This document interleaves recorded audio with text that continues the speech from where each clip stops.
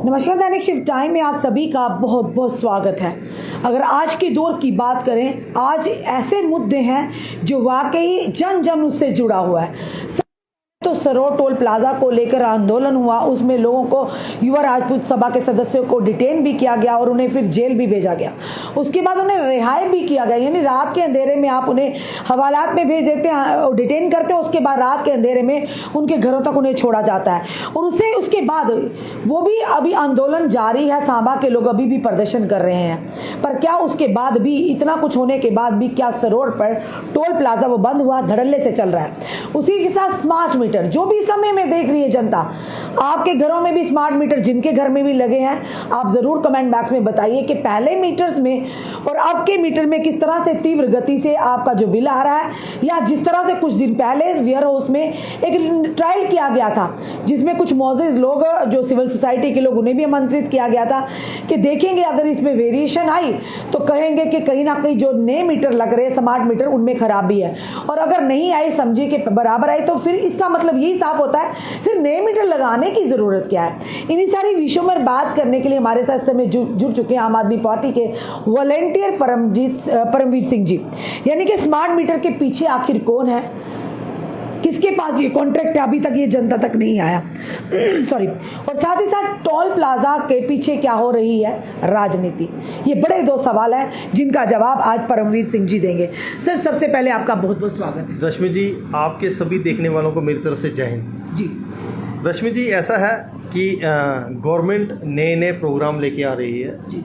Smart city के नाम पे लूट हुई, वो भी बहुत ज़बरदस्त प्रोग्राम था। एक कंपनी 38 करोड़ रुपया लेके भागी, जिसकी अकाउंटेबिलिटी कोई नहीं है। गवर्नमेंट सबसे पहले, जब मुफ्ती साहब की सरकार थी तब मीटर लगाती है, फिर जब बीजेपी पीडीपी की सरकार आती है तो डिजिटल मीटर लगाती है, फिर अभी डिजिटल मीटर लगे हुए 4-5 साल ही हुए थे तो सरकार स्मार्ट मीटर लेके आ जाती है। अब सरकार क्या कर रही है? सरकार क्या कर रही है? सरकार ने जब स्मार्ट मीटर इंस्टॉल करने शुरू किए थे, उससे पहले कंसेंसस बनाना चाहिए था, पब्लिक को बताना चाहिए था कि ये स्मार्ट मीटर हैं, ये ऐसे चलेंगे, पिछले में ये खराबी थी इसलिए नए लगा रहे हैं। बातों बातों में जब पब्लिक सड़क पे निकली, स्मार्ट मीटर लग गए, पहले तो किसी को समझ नहीं आई कि स्मार्ट मीटर है क्या। जब स्मार्ट मीटर के बिल चलने शुरू हुए, पब्लिक पैनिक हो गई। क्या जम्मू कश्मीर की जो एडमिनिस्ट्रेशन है, बड़े क्वालिफाइड लोग बैठे हैं एडमिनिस्ट्रेशन में, हमारी ब्यूरोक्रेसी बड़ी क्वालिफाइड है, पीडीडी की जो चीफ इंजीनियर हैं, जो सेक्रेटरीज हैं, बड़े क्वालिफाइड हैं, और बीजेपी के अपने चुनिंदा नुमाइंदे हैं ग्राउंड पे, चाहे वो डीडीसी हैं, चाहे बीडीसी हैं, चाहे सरपंच हैं, कॉरपोरेटर हैं, कमेटी मेंबर हैं। सरकार ने क्या उनके साथ बैठ के कंसेंसस बनाया? छोड़ो, अपोजिशन को छोड़ दो, छोड़ दो अपोजिशन को, आप अपने लोगों से पूछो ना, ग्राउंड में क्या कंसेंसस बनाया गया? आप सोचो कि हद होगी, एक स्मार्ट मीटर इतना ज़रूरी हो गया कि सरकार को डिवकाम और एडीजी लॉ एंड ऑर्डर को बिठा के प्रेस कॉन्फ्रेंस करनी पड़ी। जो काम एक नायब तहसीलदार, चौकी ऑफिसर, एसएचओ या डीएसपी कर सकता था, उसके लिए उसका इतना बड़ा इम्पैक्ट हो गया पब्लिक में, क्योंकि पब्लिक पैनिक है कि पता नहीं क्या होने वाला है, पता नहीं कौन सी लूट मचने वाली है। सरकार को डिवकाम और एडीजी लॉ एंड ऑर्डर को उतारना पड़ा कि आप आ जाओ फ्रंट पे। अब सवाल ये है, ये सारी बातें होगी, सरकार को ऐसा कौन सा उनको कि प्रेशर है एलजी एडमिनिस्ट्रेशन को या किसी एबीसीडी को कि उनको बड़े बड़े ऑफिसर्स उतारने पड़े, चीफ इंजीनियर को खुद जाके वेयर हाउस में बैठ के एक लाइव देना पड़ा कि डिजिटल मीटर और स्मार्ट मीटर में फ़र्क नहीं है। अगर स्मार्ट मीटर और डिजिटल मीटर में फ़र्क नहीं है तो भाई साहब स्मार्ट मीटर लेके ही क्यों आए? बिल्कुल। अब ये बताइए, अब इसमें बात यह है कि मैं आपके माध्यम से एलजी साहब से पूछता हूं, क्योंकि उनको आना पड़ेगा फ्रंट में। पब्लिक पैनिक है, सब लोग एलजी साहब के ऊपर कुछ ना कुछ कटाश कर रहे हैं। एलजी साहब को फ्रंट में आना पड़ेगा, नहीं तो चीफ सेक्रेटरी साहब को आना पड़ेगा, उनको बताना पड़ेगा जी ये स्मार्ट मीटर इंस्टॉलेशन का ठेका किस कंपनी को दिया है, उस कंपनी के डायरेक्टर कौन है, उस कंपनी के प्रमोटर कौन है, और ये कॉन्ट्रैक्ट कितने पैसे का दिया है, किसको दिया, कितने पैसे का कॉन्ट्रैक्ट है, ये सारी डिटेल आपको लानी पड़ेगी। इन्होंने, हमने 2-4-5 दिन पहले या 10 दिन पहले ये सवाल किया था, इन्होंने क्या कि इन्होंने कहा जी तहसीलदार पुलिस वाले जाएंगे और स्मार्ट मीटर लगवाएंगे। भाई साहब, हिंदुस्तान वेलफेयर स्टेट है जी। जनता जनार्दन वोट देती है, टैक्स देती है, और आप लोग इन चेयरों पे बैठे हैं। जिन चेयरों पे जो भी लोग बैठे हैं वो सारा का सारा टैक्स पेयर का पैसा है, और टैक्स पेयर को जवाब देना पड़ेगा कि आपका वेलफेयर किस में है। जैसे इन्होंने 3 किसान कानून लाए, आज पता लगा कि वो किसान कानून ड्राफ्ट किसने किए। एक पोर्टल है जिसने स्टोरी को ब्रेक किया है, और गवर्नमेंट ऑफ इंडिया आज तक उसको काउंटर नहीं कर सकी। जो राहुल गांधी का नाम सुन के, केजरीवाल साहब का नाम सुन के एक दिन में 40-40, 50-50 मंत्री आ जाते हैं ग्राउंड पे, प्रधानमंत्री जी खुद आ जाते हैं, आरएसएस पूरी की पूरी आ जाती है। आज तक उस बात को काउंटर नहीं कर सकी कि 3 किसान कानून एक सॉफ्टवेयर कंपनी के मालिक ने, जो अमेरिका में रहने वाला है, उसने ड्राफ्ट किए हैं, जिसमें किसानों को बिठाया ही नहीं गया। आज जम्मू के ऊपर स्मार्ट मीटर थोपे जा रहे हैं। ये बताएं कि ये स्मार्ट मीटर की कंपनी कौन सी है जिसने ठेका लिया है, और ये पैसा कहां से आया, उस कंपनी के डायरेक्टर कौन है, उस कंपनी के प्रमोटर कौन है, प्रमोटर भी चाहिए कौन है, बिल्कुल ये सारे आदमी चाहिए। एलजी साहब को ये काम आज के आज ही करना पड़ेगा, नहीं तो एलजी साहब, पब्लिक पैनिक है, पब्लिक परेशान है आज। और इससे बड़ी बात यह है, कल सीजीआई चंद्रचूड़ जी ने सुप्रीम कोर्ट में टिप्पणी की है कि धारा 35A को खत्म करके जम्मू कश्मीर के लोगों का फंडामेंटल राइट खत्म कर दिया। और आप बहुत बड़ी टिप्पणी ऑनरेबल कोर्ट ने, सुप्रीम कोर्ट ने करी है, और आप पुलिस डिपार्टमेंट को लगा के महकमा माल, बिल्कुल आप जुडिशियल ऑफिस को लगा के स्मार्ट मीटर लगा रहे हो। इसका मतलब कि जम्मू कश्मीर के लोगों के फंडामेंटल राइट खत्म हो गए हैं। आपको इसका जवाब देना पड़ेगा। अगर आप नहीं दोगे तो लोग सड़कों पे उतरेंगे। अगर इसका उतर तो रहे हैं, नहीं अभी उतरे नहीं है, अभी असली उतरेंगे।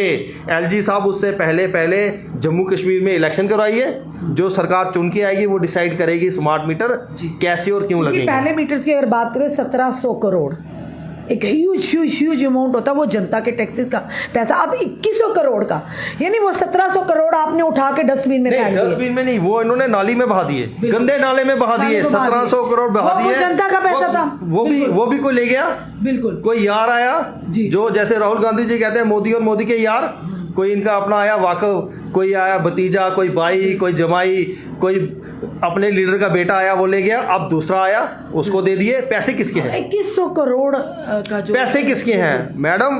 पब्लिक पूछ रही है कि ये पैसे किसके हैं और ये पैसे रिकवर कैसे होंगे। मैं आपके माध्यम से इनसे पूछता हूं कि ये पैसे कहां से आए हैं जी? ये गवर्नमेंट ऑफ इंडिया के कौन से प्लान से आए हैं? या जम्मू कश्मीर यूटी के कौन से प्लान से ये वाले पैसे आप लोग लाए हो? बिल्कुल। परमवीर जी, टोल प्लाजा की बात करें, लगातार उस पर प्रदर्शन हो रहा थे।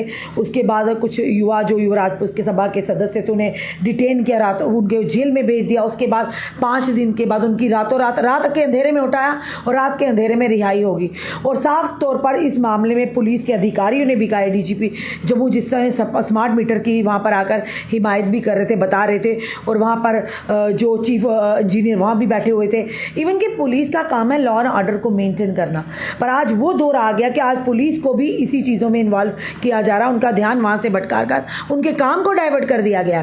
तो आज उन्होंने साफ तौर पर कहा कि कहीं ना कहीं पीसा ब्रीच के माध्यम से, यानी वो बेचारे उसके उल्लंघन में उन्हें यानी कि डिटेन किया गया। पर उसी के चलते अगर देखें जाए तो रातों रात उन्होंने छोड़ दिया गया। पर टोल की अगर बात करें, इतना आंदोलन होने के बाद अभी भी चल रहा है, पर टोल अभी भी चल रहा है। तो क्या पीछे क्या राजनीति? रश्मि जी, एक चीज़ आपको मैं बता देता हूँ। हमारे माननीय एलजी साहब मनोज सिन्हा साहब ने एक बात की थी कि टोल प्लाजा उखड़ जाएगा। वो सही कह रहे थे, टोल प्लाजा उखड़ जाएगा, रोड से उखड़ेगा और ठंडी खुई चला जाएगा। बिल्कुल सुनिए, बिल्कुल। अब इसमें ये चीज़ सोचिए, सरोवर के टोल प्लाजा के खिलाफ एजिटेशन हो रही है जी, ठंडी खुई के लिए नहीं हो रही जी। इसमें क्या लॉजिक है? और रविंद्र रैना जी ने एक ऑनलाइन पोर्टल को इंटरव्यू में कहा है कि महाराजा हरी सिंह जी की छुट्टी की जितनी मीटिंगें हुई, युवा राजपूत सभा बैठी थी, वो सारी की सारी बीजेपी के ऑफिस में हुई है। इससे क्या बात निकलती है? उसके अलावा पर जो हमने देखा, जो हमें दिखा, वो तो लगातार प्रदर्शन कर रहे थे, मगर मैच फिक्स था। रविंद्र रैना जी ने खुद कहा ये बात मैं तो नहीं बोल रहा हूँ, मैं इल्जाम नहीं लगा रहा हूँ। रविंद्र राणा जी तो अभी भी कह रहे थे हमारे लोग हैं, मैं भी वो क्रेडिट लेने की कोशिश कर रहे हो। क्रेडिट किसका लेंगे? क्रेडिट किसका लेंगे? 35 किलोमीटर पे टोल लगा, इसी बीजेपी ने उखाड़ा। यूपीए की सरकार थी, उसने नहीं लगाया, उसको पता था लोगों के साथ धोखा हो रहा है। वेलफेयर स्टेट है, by the people for the people है, ये लोगों की देश है, लोगों के लिए देश है, पब्लिक के लिए देश है। उन्होंने नहीं लगाया, बीजेपी की सरकार आई सेंटर में, रोड में टोल प्लाजा लग गया। लूट है ये, लूट, ऑर्गेनाइज्ड गवर्नमेंट स्टेट की लूट है, ऑर्गेनाइज्ड लूट बाय ए स्टेट। यानी अपने आप जनता को लूट कर अपने भाई भतीजों को घर भरे जा रहे हैं, उनका पेट। मैम ऐसा है कि जो जम्मू कश्मीर है ना, जम्मू कश्मीर एक ऐसी रियासत है पूरे हिंदुस्तान में, अगर आप किसी को कहोगे ना मुझे 50,000 रुपये चाहिए, वो कहेगा यार मैं घर से होके आता हूँ। जम्मू कश्मीर में सब लोग ज़मीनों के मालिक हैं।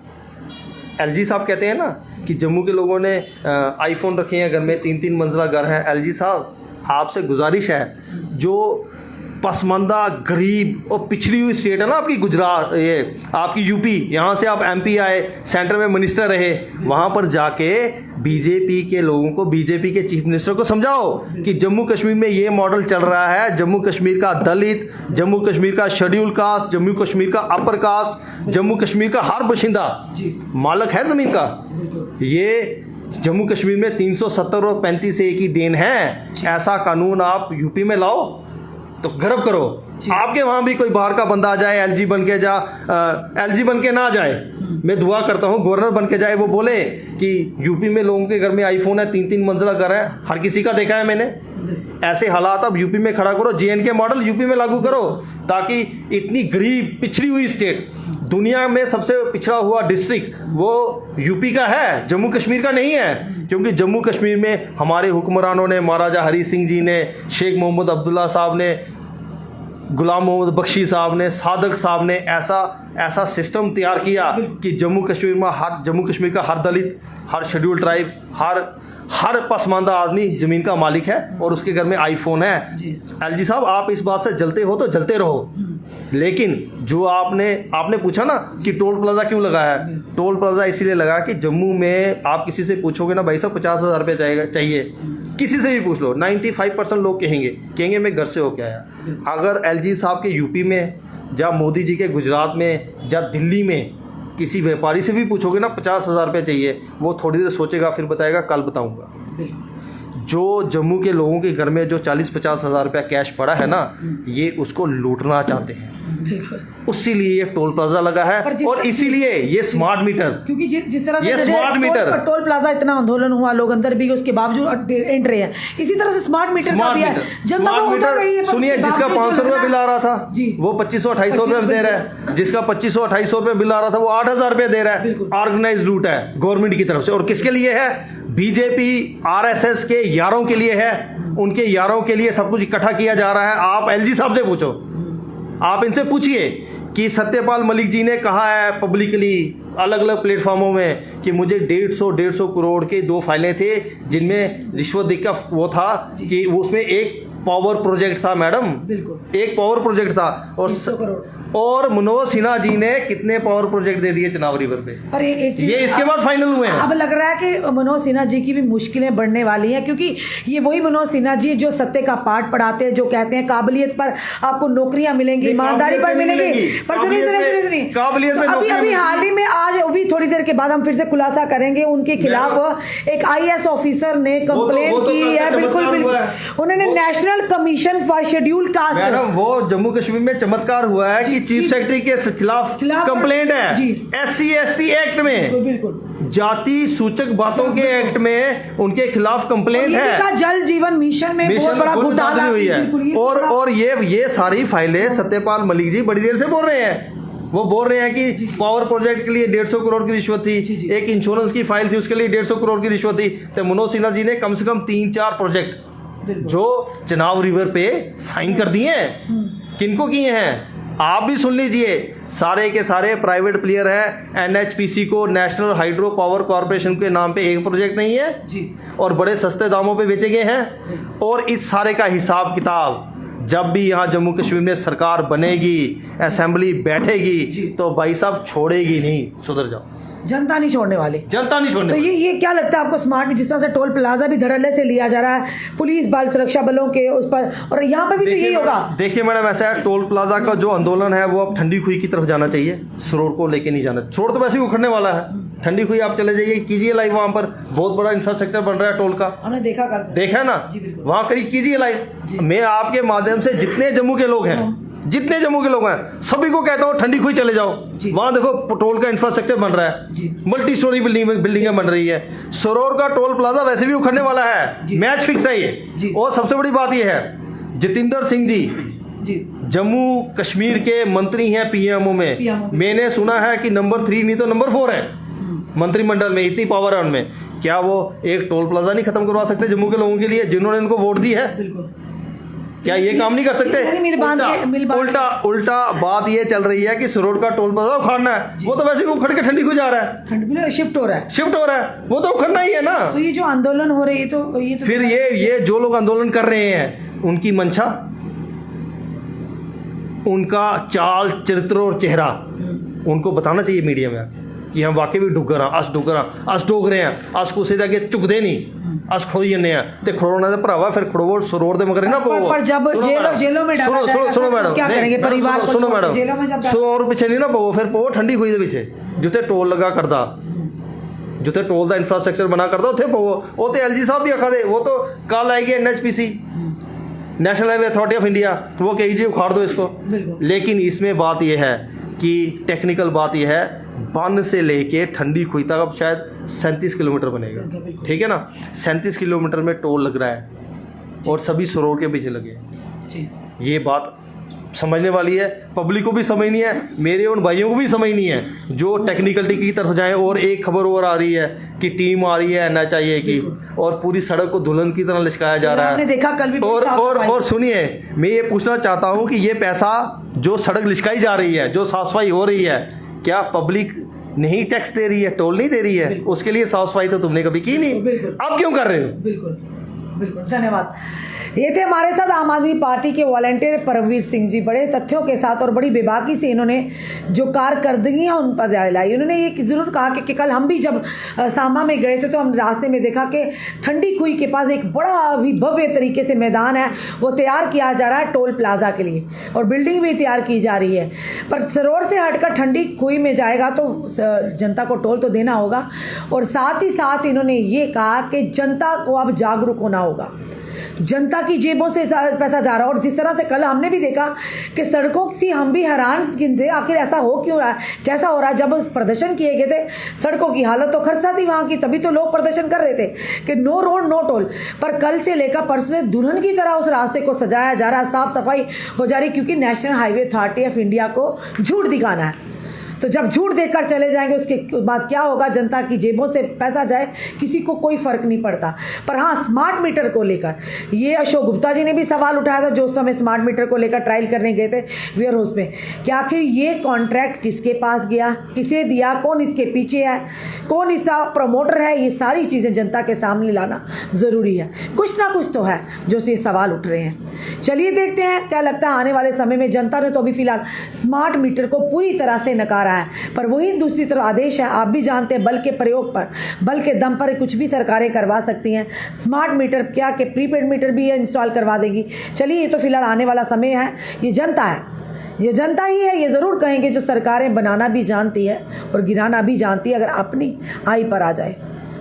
आपका क्या कहना है इस वीडियो को देखकर? अपने कमेंट, अपने सुझाव हमें ज़रूर दीजिए कि स्मार्ट मीटर की लड़ाई जो अमित कपूर, उनके सहयोगी, जो सब बोल रहे हैं, आज जनता भी बोल रही है, क्या वो सही है? जुड़े रहिए ऐसे हमारे साथ अगले अपडेट के लिए। जय हिंद, जय भारत।